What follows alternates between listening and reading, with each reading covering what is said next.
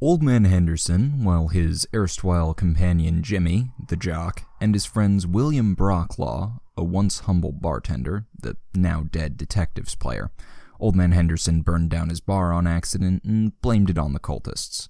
One bluff check later, and he's in the posse. And Simon Breckenridge, British spy, the professor's player, now 6 characters in, and yes, they were more or less all killed by Old Man Henderson.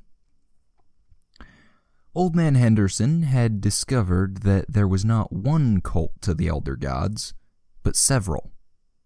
This complicated his search for his gnomes/crusade. He decided to enlist help in making the problem solve itself. Using his contacts, Simon discovered that an influential cultist of Hastur was coming to town to try and figure out how an avatar of his god was killed. More on this in the tanker truck incident. He also located the exact dock on which he would be landing his boat.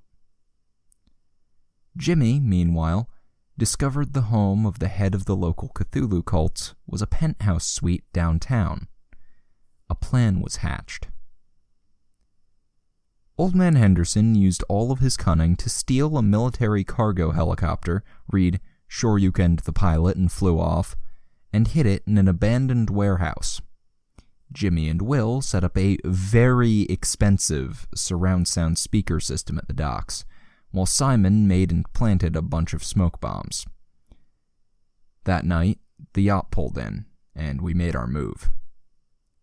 Right as Simon maneuvered the helicopter over the docks, we set off the smoke bombs and activated the speakers. On one side, a 50-piece marching band playing God Save the Queen at max volume, and on the other, the audio from the beach scene of Saving Private Ryan.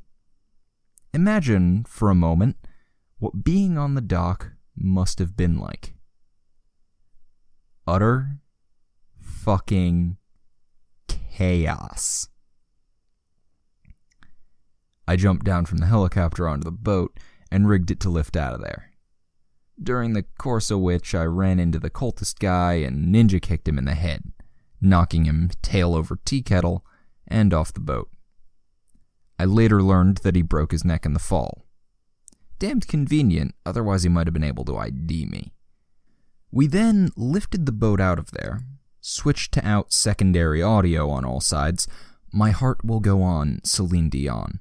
I was in a vengeful mood, gnome-stealing bastards. So when the cultists finally got the smoke to clear, their yacht was gone, their leader dead, and Celine Dion was stuck in their heads. Not the best of days. Then we went across town in a stolen military cargo chopper, carrying a 40-foot yacht, and parked the helicopter above the penthouse, with the yacht about 80 feet above it. Then we cut the line, jumped out with our parachutes, and watched the yacht ruin a dinner party while placing bets on whether the military would save the chopper, blow it up, or if it would just hover there until it ran out of fuel.